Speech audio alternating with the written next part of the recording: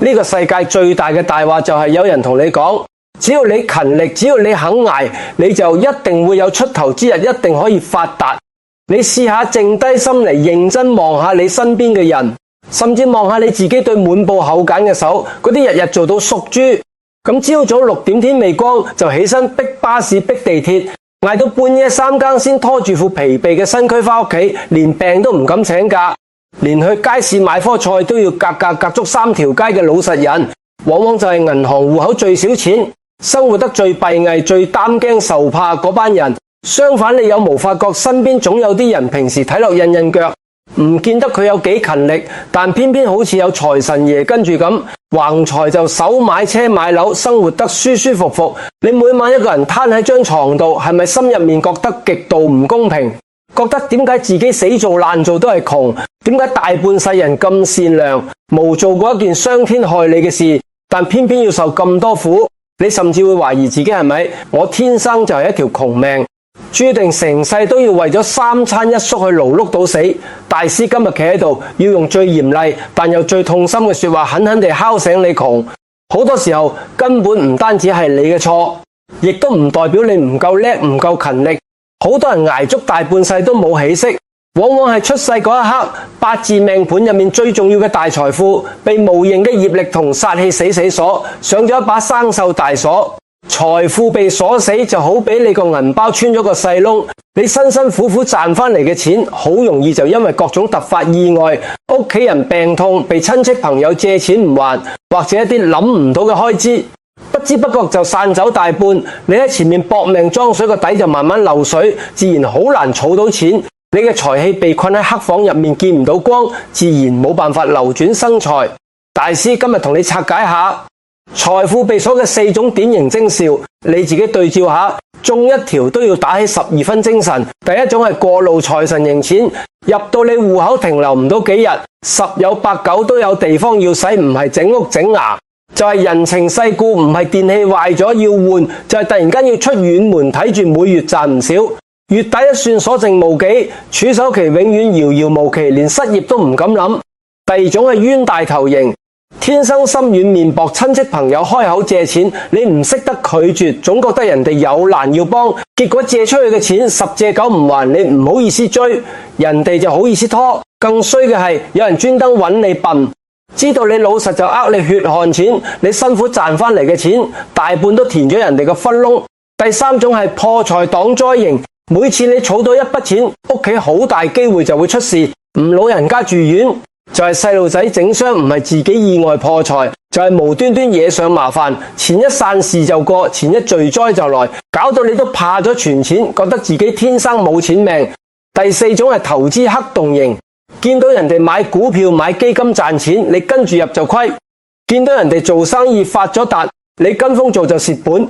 明明做足功課，睇住穩賺到你手上就容易出狀況，唔一定係你眼光差。好多時候係財富被鎖，正財都留唔住，何況偏財。但係天地萬物否極泰來，天道循環，從來都唔會趕盡殺絕。踏入下半年，天象氣運將會迎來近年少見嘅大執位，一股強悍嘅陽光之氣會化成開山斧，直落凡間。特別係有3大生肖，你哋命中嗰把生晒鏽嘅財富大鎖，終於迎來被劈開嘅機緣。財門一開，被壓抑咗大半世嘅財富氣場會好似洪水決堤咁慢慢湧開。你唔單止有機會擺脫貧窮，仲有望喺晚年實現人生翻身。準備好迎接命運轉機，想攞翻屬於自己財富嘅朋友，而家即刻喺留言區用你最渴望嘅心打出財富解鎖，橫財大爆發10個大字，啟動你嘅暴富磁場。我哋馬上為你點名解密呢3個即將迎來大運嘅生肖。第一個，財富被劈開，金庫解凍，有望迎嚟身家大幅跳漲嘅生肖就係屬牛嘅朋友。屬牛嘅人大半世人真係可以用一個死忍字嚟形容。你哋天生踏實，覺得自己只要肯做，總有一日會熬出頭喺屋企。你係一頭不折不扣嘅老黃牛，由老到亂嘅繁文縟節，最污糟最辛苦嘅家務，全部由你一手包辦。你以為只要自己默默付出，伴侶同仔女就會感恩，但現實往往係你嘅善良同退讓被人當作理所當然。甚至當你係免費工人出到社會打工，你做嘢最落力，但升職加薪永遠係嗰啲識得拍馬屁嘅人。你永遠只係喺背後默默執手尾嗰個。點解會咁？大師用命理學嘅底層邏輯話俾你知。喺八字入面，牛代表嘅地支係丑土，丑土唔係普通嘅泥土，佢係12地支裏面正宗嘅金庫，亦即係財富。但係丑土屬於寒冬臘月嘅冰凍之土，你嘅金庫係被寒氣死死冰封住嘅。你命入面唔缺財，裏面藏住好多金銀珠寶，但因為被冰封，前半生嘅錢大多被套牢砸死，你睇得見。但係使唔到財氣流動唔起嚟。但係下半年星象異動，一股強勁嘅天火同光氣直衝丑土，呢個喺命理上叫做無衝不發。呢把宇宙大斧頭會劈開你嘅冰封金庫，將冰塊慢慢敲碎，入面藏咗幾十年嘅財氣會慢慢解凍湧出嚟。屬牛嘅朋友，下半年嘅財運翻身，大多唔係靠繼續出賣勞力賺辛苦錢，反而好大機會係資產升值或者舊投資回本帶嚟嘅收益。你以前死慳死抵買落嘅舊資產、舊物業或者供咗好耐嘅長期理財，有望突然被高價收購或者大幅升值，甚至乎你會遇到一筆意料之外嘅偏財砸中你。大師要特別提醒屬牛嘅朋友，下半年呢波財運最緊要係抬頭睇路，唔好再死做。你前半生輸就輸在太踏實，太信一分耕耘一分收穫，唔識得借勢，唔識得抓住風口。下半年貴人運會特別旺，可能係你好耐冇聯繫嘅舊同事突然揾你合作一個穩賺嘅項目，又可能係以前賞識你嘅舊上司跳槽去大公司，專門拉你過去做管理層。呢啲機會嚟嘅時候，千祈唔好因為覺得自己唔夠資格就推咗佢，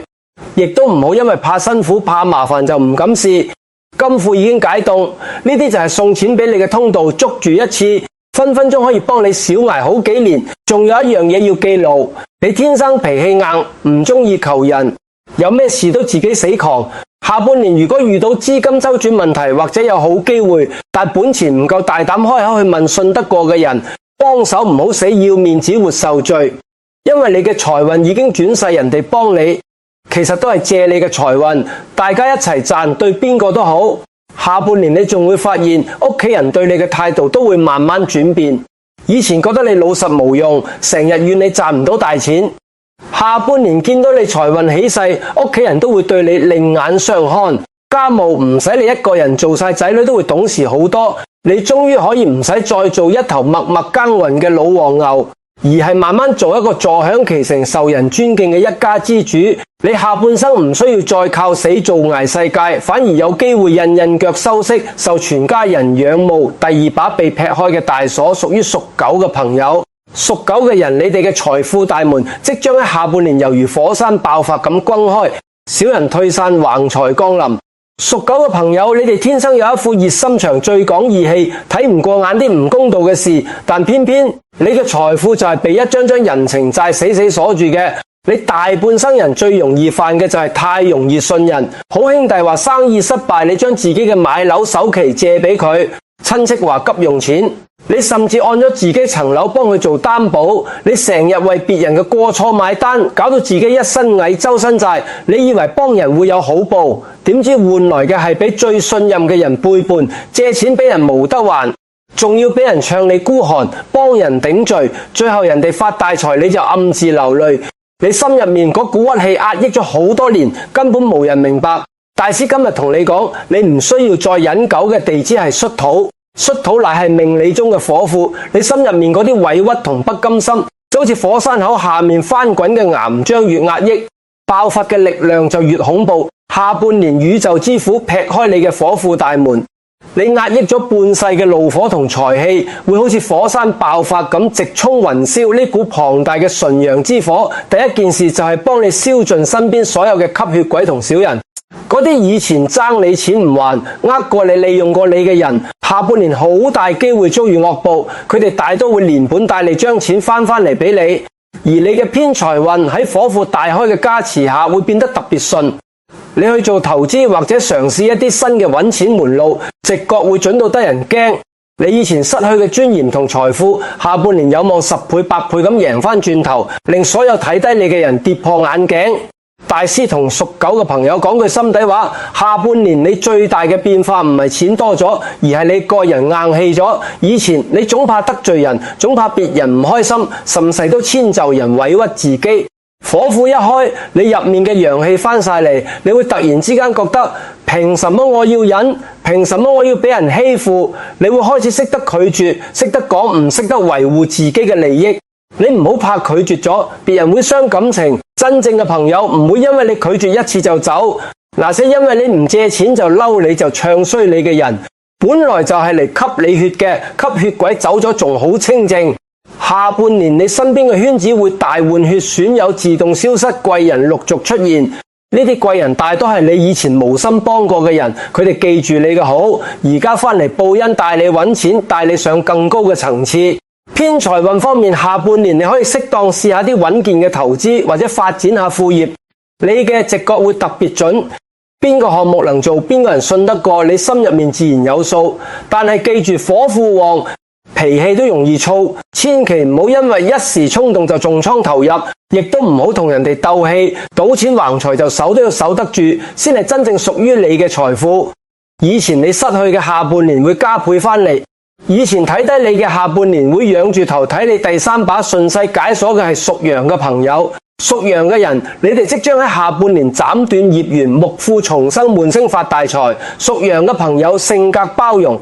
脾氣好，耳仔軟，你嘅財富一直以嚟都被屋企嘅繁文縟節複雜嘅婆媳關係，或者係唔生性嘅仔女死纏繞住你，賺10蚊有9蚊要貼俾屋企，自己連件靚衫一餐好餸都唔捨得買，你成日為咗顧全大局而委屈自己所有嘅苦水，自己吞你嘅財富大門上面爬滿咗一啲吸你血嘅藤蔓，令你根本無法聚財。羊嘅地支係未土，未土喺五行入面係木庫，木代表生機，但如果木太多太雜就會變成困局。下半年金氣大旺，化成一把金斧頭，金能克木。呢把大斧頭會幫你斬斷所有纏住你吸血嘅藤蔓、爛桃花同埋無謂嘅感情羈絆。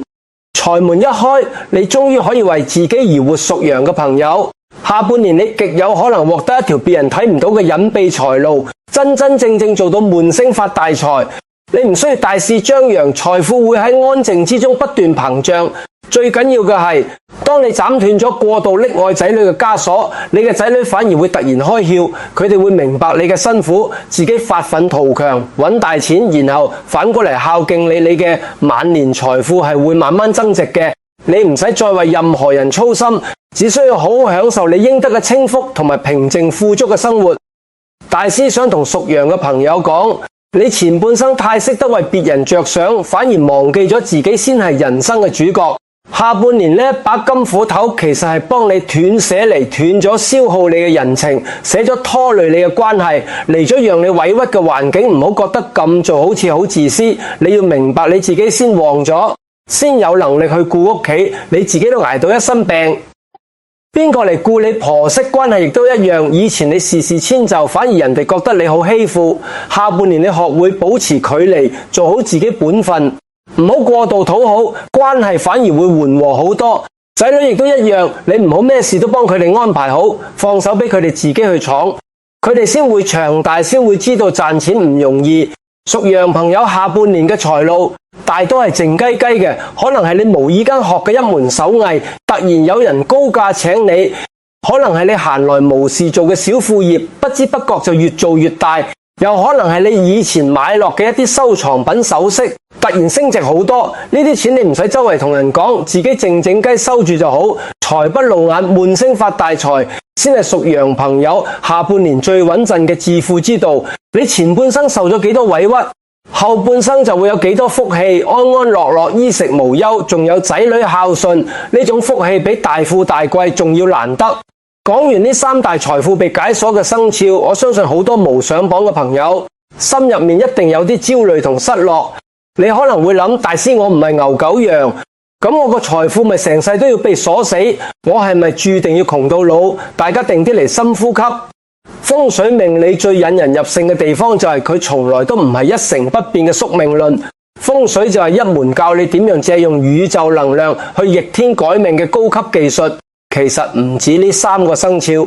下半年整體星象都係陽氣上升，煞氣消退，每個人都有機會打開自己嘅財富。只係呢3個生肖嘅力量最猛，變化最明顯。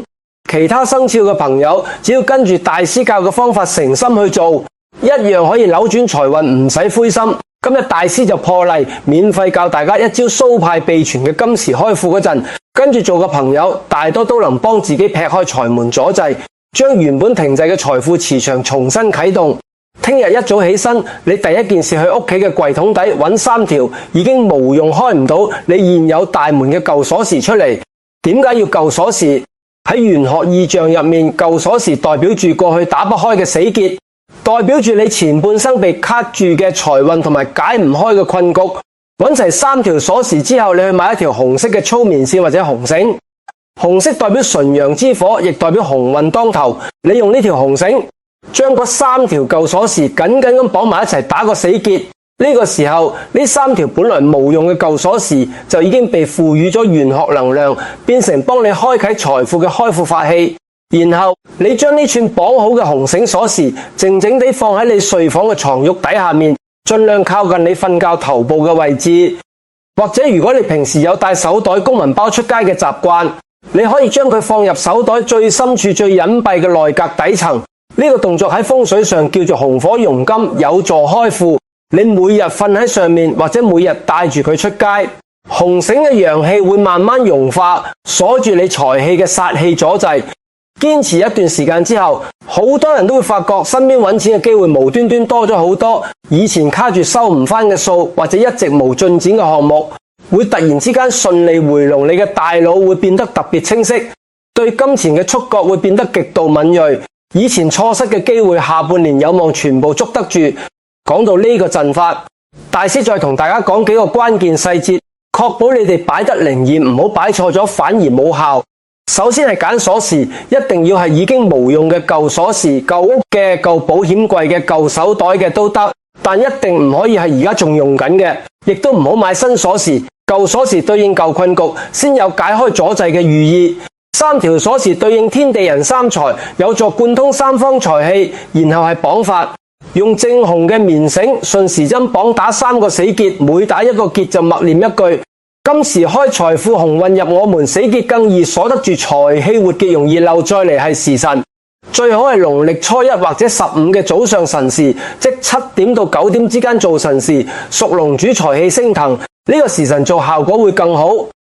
趕唔切嘅話，平日出之後做都得，千祈唔好天微光陰氣重嘅時候做，最後係禁忌。呢串鎖匙係你專屬嘅法器，唔好俾外人亂摸，尤其唔好俾運氣差或者同你相沖嘅人碰。如果俾人碰咗，就要重新用紅繩綁過先再用。除咗呢個陣法，大師再教大家2個日常小動作，每日1分鐘輔助你聚財氣、守財富，長期堅持效果更加好。第一個，每日出門前對住門口塊鏡笑一笑，講一句今日財氣入屋來，心念就係最強嘅風水。你每日正面暗示自己，財運自然會慢慢向你靠攏。千祈唔好每日起身就唉聲嘆氣，一嘆散3分財，日子耐咗財氣都俾你嘆走晒。第二個，每日返屋企將銀包或者手袋放喺入門左手邊嘅櫃桶或者台面，入門左方係青龍位主財氣聚藏，將錢袋放喺呢度，就等於將每日帶返嚟嘅財氣都聚喺屋企入面，唔會隨便散走。記住銀包入面要保持整齊，唔好塞一大堆小票廢紙，銀包亂財氣就亂，自然留唔住錢。可能有人會問，大師財富打開咗錢嚟咗，點樣先可以留住，唔會再流走？呢個問得非常好，開財富係第一步，守財富先係長久富足嘅關鍵。大師今日教你3個守財原則，記住咗，你嘅財富先會越滾越大。第一，財不露眼，賺到錢唔好周圍同人炫耀，尤其唔好喺朋友圈曬收入、曬豪車豪宅。你一炫耀就會惹來別人嘅妒忌，妒忌心會產生負能量，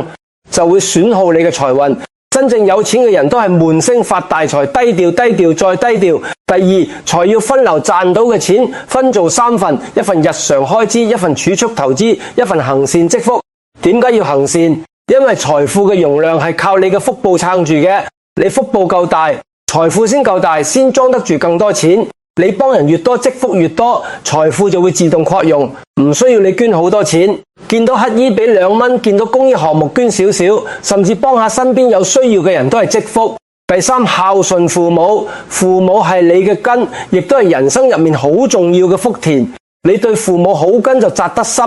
財運先會揾好多人。財運唔好就係同父母關係差，成日同父母嗌交，唔識得體諒父母，根爛咗，上面嘅樹點會生得好多啲？陪下父母多啲，同佢哋講下好聽嘅話，俾多啲家用，呢啲都係好實在嘅積財方法，積累嘅福報，分分鐘比單純擺陣法更加實在。各位朋友，大師今日同你哋講到喉乾聲沙，講到咁深入，其實都係出於一片苦心。窮絕對唔會傳染，亦都唔會遺傳。只要你今日肯醒覺，肯去正視自己嘅磁場問題，肯用行動去打通財門，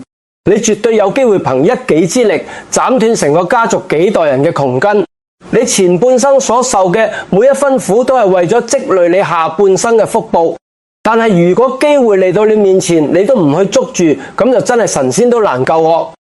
喺度用最真誠嘅語氣建議你，睇完呢條影片之後，不妨點擊熒幕下方嘅分享按鈕，將呢條可以改變命運嘅影片轉發去你嘅 WhatsApp 家族群組，或者發送俾你嘅伴侶仔女，同埋身邊嗰啲同你一樣死做爛做但係生活依然好閉翳嘅好朋友，你可以話俾佢哋知，死做爛做係唔夠㗎，要識得借用宇宙同風水嘅力量去開財富。你教佢哋擺呢個金匙開庫嗰陣，幫全家人解開財運嘅枷鎖。當你屋企人嘅運氣好咗，佢哋賺到錢，你作為長輩或者伴侶，自然都會跟住享福。你呢個分享嘅小動作，其實就係喺度積福田嗰種善因。你幫人趨吉避凶，上天自然會記低你呢份大愛無私嘅心，宇宙嘅磁場都會將福報同橫財降臨喺你身上，令你同你嘅家族從此興旺發達。如果你覺得我今日對命理嘅剖析真係一針見血，篤中咗你心入面最深處嘅痛點，而我教你嘅開庫秘法真係俾到你希望同力量，請你即刻點擊影片下方嘅訂閱按鈕，同埋一定要打開旁邊嘅小鈴鐺，加入我哋呢個充滿正能量、大愛同埋財富智慧嘅大家庭。以後每逢有更多教你逆天改命、催財化煞嘅玄學大招，你就可以第一時間接收到通知，幫你同屋企人喺未來嘅日子裏面行少好多冤枉路，避開破財陷阱，事事順利。下一期大師仲會同大家拆解保財富嘅秘法，同埋12生肖下半年嘅詳細運勢同注意事項，千祈唔好錯過。最後我想請所有睇緊呢條影片嘅觀眾，清空你腦海入面所有關於貧窮同失敗嘅記憶，用你最霸氣、最堅定、最渴望改變命運嘅心，